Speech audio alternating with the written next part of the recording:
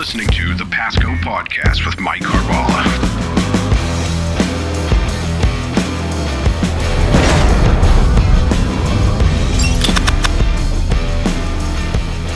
Welcome to Season 3 of Pasco Podcast, a series about leadership and public service. We'd like to thank our sponsors, the nearly 600,000 people of Pasco County, as represented by the Board of County Commissioners. It's through their trust and empowerment of our workforce and leadership team that we're able to bring you this podcast. This podcast is designed to help public servants build leadership skills and leverage them for success by sharing the experiences of our peers. Hi, I'm Mike Carballa, and welcome to our 45th episode of Pasco Podcast. In a world that's constantly changing, planning ahead to build a strong, adaptable community is more important than ever. October just happens to be Strategic Planning Month. So today, we're talking about how Pasco County is stepping up to these challenges with two of our experts, one from our Office of Strategy and Sustainability and another from our Planning and Economic Growth Department. So welcome, Jeff Harris and Amandla Hill. Guys, how you doing today? Good. Well. Thank you for having us. Wow, this is in stereo. You guys are perfect. I love it. This is great. This is how lockstep we are in Pasco County, right? You guys just working together just like that. I always just like to kind of start with your journey, and how did you end up here in Pasco County? So I know how Jeff got here. Amandla, why don't we talk to you first here? Okay. So my background is in environmental science and policy, as well as sustainability. I was at the state for a while with Florida Department of Environmental Protection. And there I worked with wastewater treatment facilities and fantastic private stuff, utilities, public utilities, helping them upgrade their water treatment plants and meet some of the challenges in that field. I also did some stormwater permitting as well. And then about a year and a half ago, I moved over to Pasco. I was in a grant-funded position when I first started. And since then, I've now been promoted to the grant manager for the Resilient Pasco project. Wonderful. Well, we're glad to have you. What got you into environmental science? I'm just curious. I think it's a very unique commodity. It's always where you don't want it. It's never where you want it in the timing that you want it. And all throughout college is always something that I've been drawn to, even within environmental science. So it was natural for me to, go into that field to learn more about the treatment process, water quality issues, availability of water for drinking purposes, as the case might be. Jeff? I was working in South Florida for the Environmental Protection Department in South Florida. And we hired a PR firm to help us do some outreach events. And it's a romantic story. That's where I met my future wife. And she was here in Tampa. And so we were doing the commute back and forth until that got tiresome. And I found a job as a biologist working for Pasco County Utilities. Fantastic. And you and I met 10 years ago when I actually came into that department. So it's fantastic. Yeah. Glad to have you and glad to see you, kind of advance into this role. So can you tell me a little bit, Jeff, what does strategic planning and resiliency mean in Pasco County? Yeah. Strategic planning is essentially a disciplined effort to answer the fundamental questions of who we are, what we're doing, and why we do it. Yes. Right. So I notice I didn't say how we do it, right? Because that becomes later. But what we do is by way of strategic planning is understand who we are, right? So what is our vision? We evaluate our mission and what are our core values. After that, we identify, what are our strategic challenges and where do we want to be over the course of the next 5 years? And how do we overcome the obstacles that we need to overcome to achieve our mission, right? To serve our country, to serve our community, create a better future. Absolutely. Thank you for that.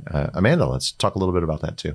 Sure. Resiliency. Yeah. So from the resilience perspective, you want to look at a couple different things. You're looking at how the community is preparing for a disruption, how we're withstanding that disruption, and then how we recover from and move forward past that disruption, which doesn't necessarily have to be related to something with the climate. It can be something in terms of economic downturns or perhaps public health related. So we're just looking at all those different areas, how we could prepare the community to bounce back and recover from any sort of disruption. And I think specifically for Pasco, we focus on a couple different areas, such as infrastructure, making sure that people have access to roads and utilities. We look at it from a community perspective, making sure that persons have access to schools and hospitals and being able to continue their way of life in the aftermath of an event. And then, of course, from the people perspective, not everyone is equipped in the same way to deal with such challenges. So we want to make sure that our most vulnerable populations are taken care of as well. Yeah, I like that. It is about bouncing back, right? Yes. And being able to handle some disruption, whether that's a hurricane or a storm. I like how you point out the economy. Those are things that can always happen, and just making sure that folks are equipped and ready to deal with it, so we can go on, live our lives, do great things, and wonderful Continue stuff. our way of life. How do go ahead, Jeff? Yeah. Well, some of the vernacular that I've heard recently is not just bounce back, but bounce forward, right? And so we did that with COVID, right? In March of 2020, we told everybody, go home, right? Figure it out. We still have to serve, but how do you do that in a remote environment, right? And so when the pandemic lessened, and we started bringing people back, we realized that, hey, we can still perform at a high level even in a remote environment. And so we didn't come back the same way that we were in 2019, right? So we evolved as an organization. So I wouldn't say that we bounced back, but we bounced forward. I would say that even within our own county government and even private corporations, some areas, we've got folks that have actually stayed remote and actually have worked better and performed better at a lower, more efficient cost, which is fantastic. That just increased morale and engagement and all those other things that we're looking to achieve. Absolutely perfect. So you guys work in different areas, but obviously there's a confluence there. Talk a little bit about how your groups work together, Jeff. Well, kind of the nexus really is that we're in a strategic planning cycle now. And so one of the things that we are always cognizant of is, how do we do this? How do we continue serving? How do we keep our levels of service despite anything that else may be happening, whether that's economic downturn or whether that's a hurricane or anything else? How do we ensure that we maintain level of service? So everything that we look at in strategic planning now is really based on a foundation of how do we maintain that, and how, looking towards the future, how do we not only maintain our level of service, but how do we increase our level of service, and how do we perform better? And we implement all those things as the strategic planning cycle moves forward in developing action plans and having an eye towards the future. Very cool. Yeah. How about it from your side? So for our department, a lot of the work that we've been doing for resilience is through the resilience grant that we have. And way back when we actually applied for the grant, we knew since then that it would be something that would have to incorporate several departments to make sure that, we're all pulling in the same direction. So even before Office of Strategy and Sustainability was officially formalized, we were working informally with members from that department to help prepare the scopes for the project, to help make sure that the goals are in alignment with the planning priorities. And then, of course, once the department got officialized, we were able to then move into a step of actively collaborating, making sure that we collaborate with reaching out to internal departments to ensure that it's in alignment with planning priorities of those various departments, and that, we're not trying to reinvent the wheel. So the institutional knowledge that OSS has brought to our project has been very much fundamental and instrumental to the success of the project thus far.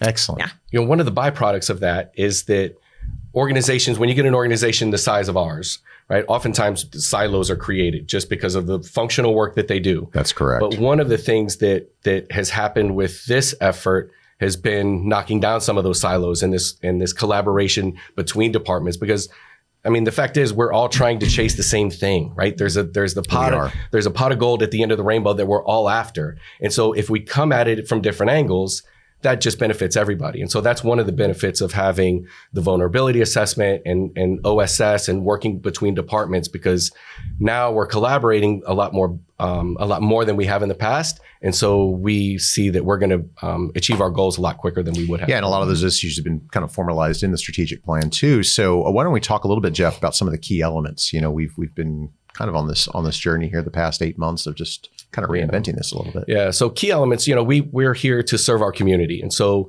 we take inputs, not just from citizen survey, we do a business survey, we have an Intergage survey, our own employee engagement survey. So we look at all these surveys and we keep our finger on the pulse. We do a SWOT analysis, strengths, weaknesses, opportunities, and threats. Right. And we get all of that input from everybody. And we say, all right, what are those high level things that elevate to the top, regardless of department, regardless of whether it's a business or a citizen survey, all of those things that are important to our community, all of those things that are important to our staff. What are those things that we need to tackle, right? Yeah. And what are those things that are and so, for example, more frequent and more powerful hurricanes came up, not only in SWOT, but it's a citizen survey and business surveys. So we recognize, okay, so now we need to be more resilient to those things. And so that has to now become something that we're focused on in strategic planning. So we take all of those inputs and we identify what our strategic challenges are. We also look at SWOT analysis and some of those other things to determine what are our strategic advantages, right? So if manpower is a strategic challenge for us, what are those things that we can do to get people to come in to work here, right? So what are our advantages? Well, we're tax-free, no state tax. So we can recruit from other places. We take all of that, we identify strategic challenges and strategic advantages. And then over time, what we do is develop action plans to either to address challenges or to mitigate challenges and use our advantages leverage our strengths, of course, to accomplish those things. That's fantastic. Now, on the resiliency front, Amandla, I mean, what does that mean here in Pasco? And can you touch maybe on just a couple of critical focus areas that you're working on?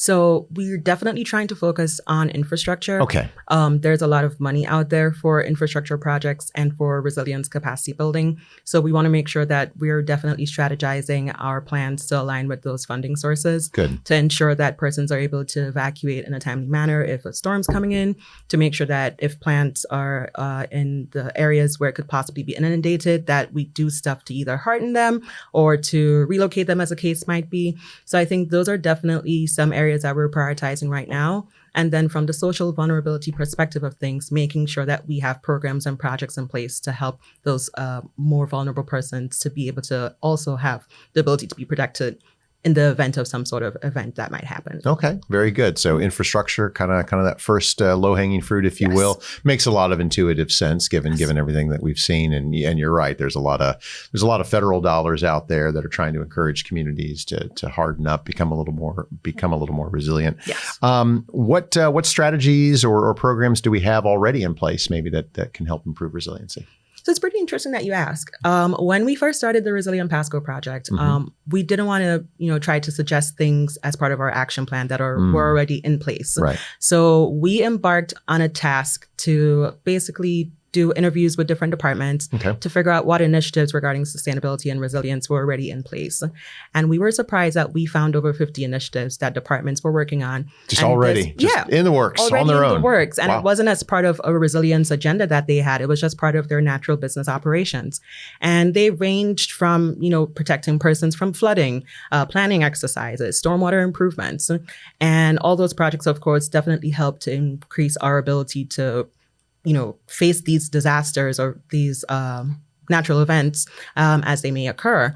But moving forward with the Resilience and Sustainability Action Plan, we're expecting that we're going to have a lot more programs and projects that we're going to be able to have brought online to help to also improve the resilience of the county. I gotcha. So again, back to what we were talking about, Jeff, these little groups kind of working in these silos, but we've managed to bring them all together. And I tell you, when we all work on things together, stuff gets done. Yes. And that's fantastic. So we've got stuff that we've been doing that we're going to be even better. And there's plenty more on the horizon.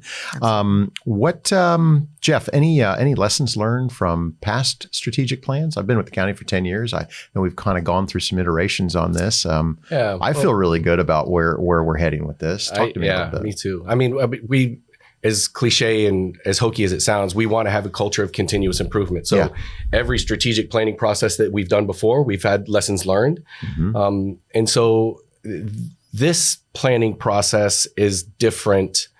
I mentioned before, we're looking to understand why we do things, but not necessarily how in the strategy. And so the last iteration of it was uncomfortable for some folks because it really kind of takes you out of the tactical working in my business to moving to strategic thinking, working on my business. Right. So, and that's difficult to do. It sounds easy, but it's really difficult for a lot of folks to do. So when you have to move from that tactical view to a strategic view, there's some discomfort for folks. And so the last iteration of this, we kind of forced people to do that.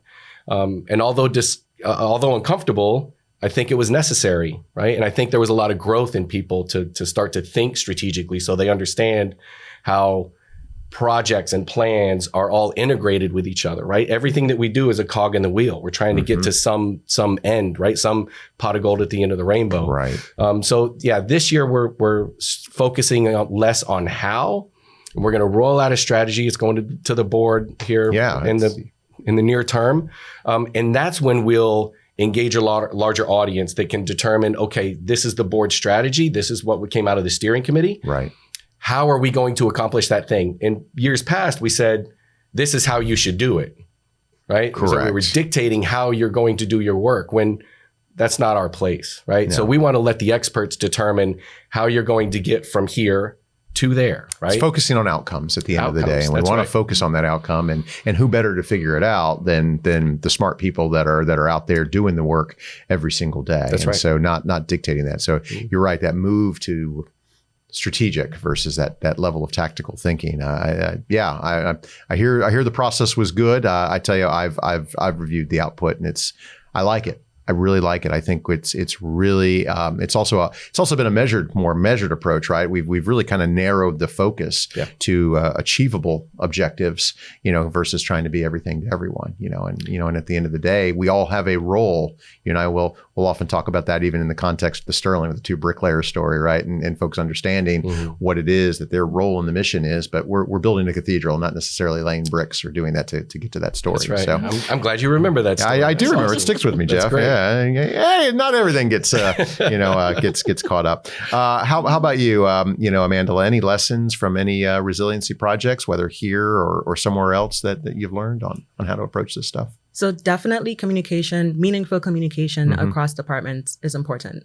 And that's just to make sure that, you're not stepping on any toes, that, you're trying to work towards the same goal, and that honestly, you can possibly get insights and technical knowledge from those departments that otherwise you may not have. And that's exactly what you were saying, that, the persons who that's their everyday work, we should probably be relying on them to give the insights that would be applicable to the project. Apart from that, resilience planning is very expensive. It comes with a very hefty price tag. It does. And a lot of persons think of just grants as the natural solution for it. But being certain that you have the capacity, both in terms of, technical requirements as well as the reporting requirements within the different departments to maintain that grant and to remain in compliance is very important. Yeah. And grants, like you say, are just one piece of the puzzle. Yeah. We can't fully rely on it. We have to change our thinking a little bit in how we approach those things. All right, Amandla, tell me, wave a magic wand. What would be your vision for resiliency here in Pasco County? I'm so excited that OSS has been formed. I think that from what I've seen from other municipalities and local governments around the state, having that centralization of a resilience and sustainability team has really served as a catalyst to help propel the departments into integrating resilience into their everyday work.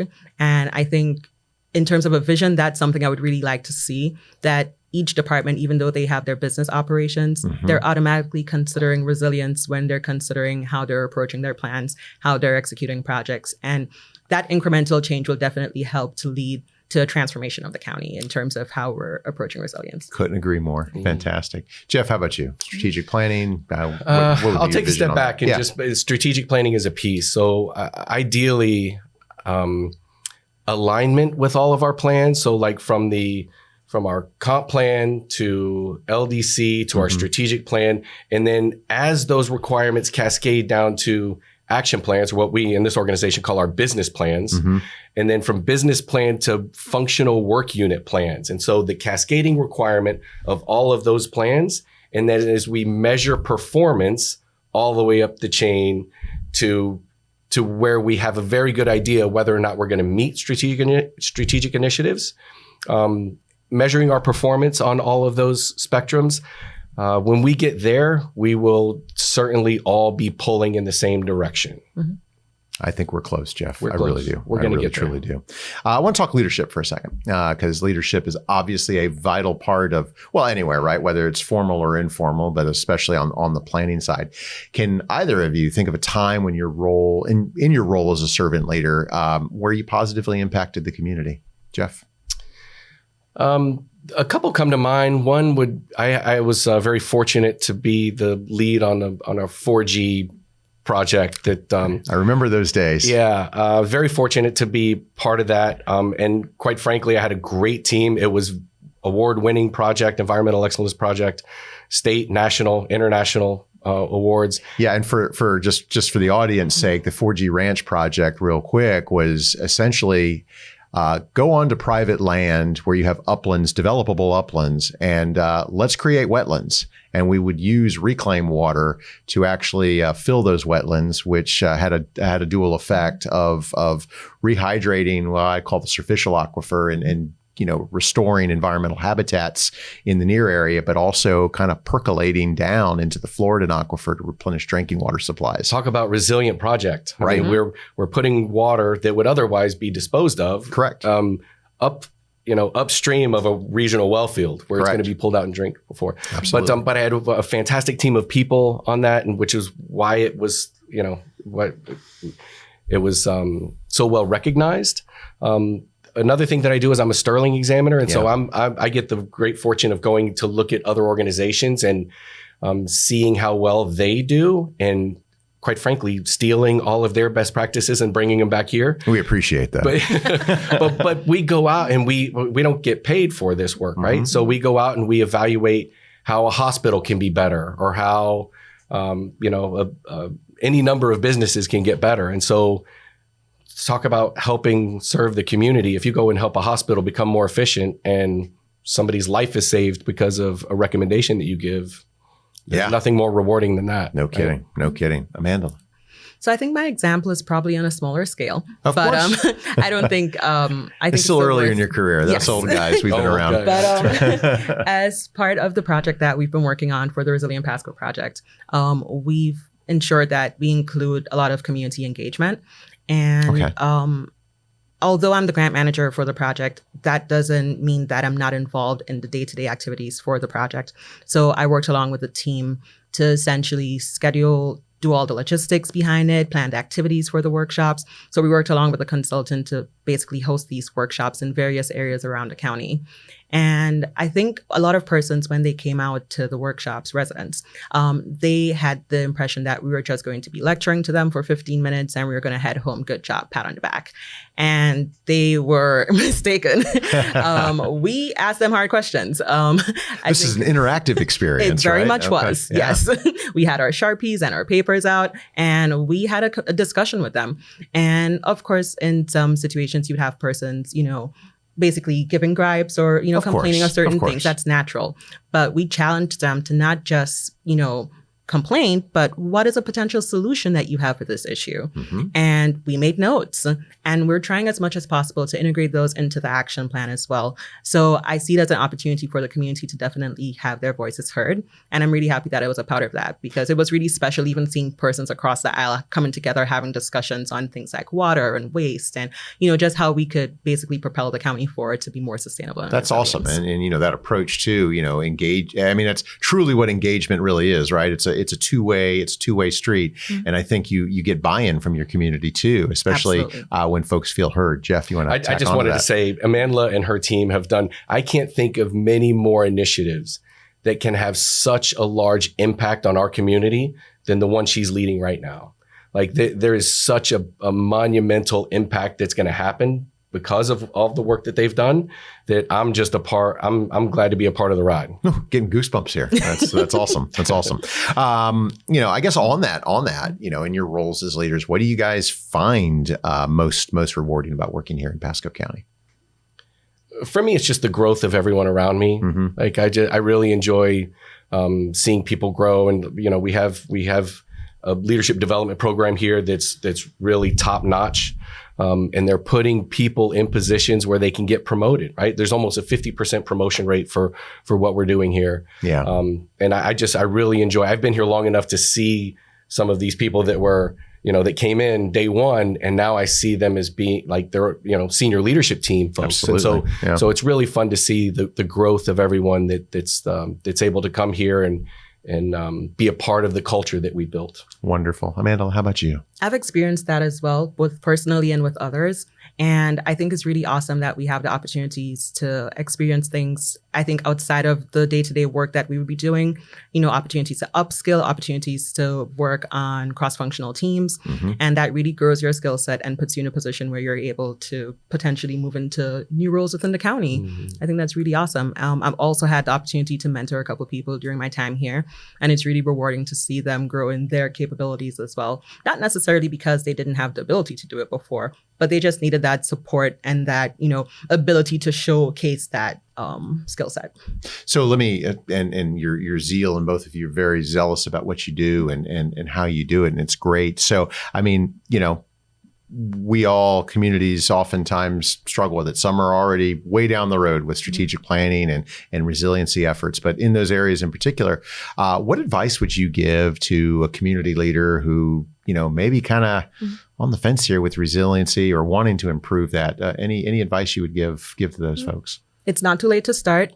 When we looked at some communities, for example, in Southeast Florida, we were, years behind where they were because they started a bit earlier, but not because we're late to the game means that we've missed the game. Right. We're at a position where the county is growing a lot and we have the opportunity to do it right the first time versus trying to retroactively change some things after we've experienced the growth.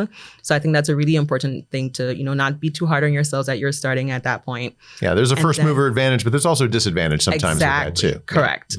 And then apart from that, develop your network, reach out to other local governments, reach out to regional agencies. There are a lot of resources out there. There are a lot of persons who are willing to share their time and expertise, giving you advice, lessons learned from what they would have done that could possibly, save you some time and some pain. So reach out to those persons. We have really good working relationships with our neighboring counties and municipalities, and we lean on them to, find out what they've been working on and how they approach it and try to, tweak it for Pasco and make it work for our project. Yeah. And a lot of folks are jumping on board.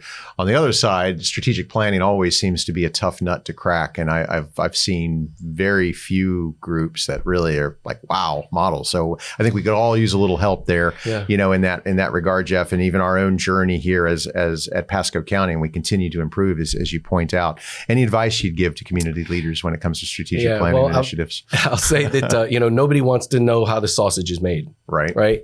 And it's hard, right? It's hard to come up with a key performance indicator, an indicator that's going to tell you if I'm on track to meet that goal, right? Those things are hard. And crafting language that's going to inspire and motivate your team to get to that goal is difficult to do. I would recommend that it has to be part of your routine dialogue. It has to be part of your manager meetings. It has to be a part of we have quarterly supervisor meetings here. It has to be part of that dialogue. And there has to be a routine cadence on where we talk about, here's our key performance indicator. Here's what the objective. Here's where we are in this. It has to be part of our vernacular all the time. You can't develop a plan. A lot of organizations do this. They develop a plan and it sits on somebody's bookshelf. That's exactly right. And we keep doing our business. We keep working in our business. Yeah. But strategic thinkers, and as you get to executive level, you start to see how all those things are influencing everything else, not just in your own organization, but with stakeholders, with the community at large, right? So having an understanding of the big picture and how all of those things are working together, but it has to be part of the routine dialogue, and you can't let go of it. You can't stop.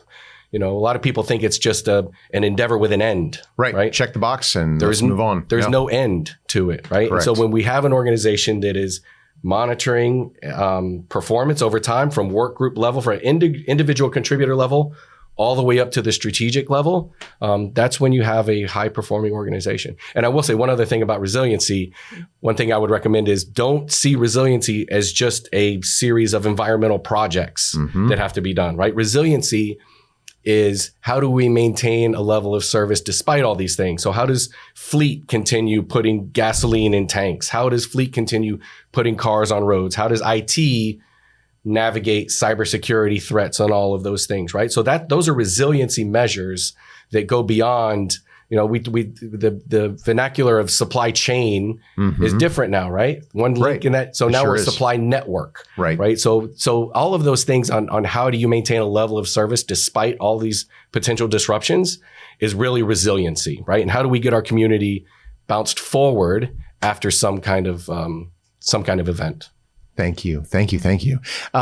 So usually now I'll hit you guys with a couple of rapid fire questions, but because it is October, I'm only going to hit you with just one. It's a very important one. Okay. Team candy corn, yes or no? No. Ugh. No. No. Get out. We are in agreement. Get out. Oh, this is terrible. This is terrible. I can't deal with this. I'm assuming that you are. I love candy corn. My goodness, I'm so excited. But Brock's candy corn. It can't be the fake generic candy corn. No way. Maybe the COVID got rid of your taste buds. I don't know what happened there. You're a man of good judgment. Except for that. Well, we can't all be perfect. I guess so. Listen, Jeff, Amandla, thank you both for joining us here today. It was really great having you both. Thank you. And a special thanks to our media relations team who makes this effort possible. And thank you for joining us on this episode of Pasco Podcast. I'm Mike Carballa, and we'll see you next time. For more information on Pasco County government, please visit mypasco.net.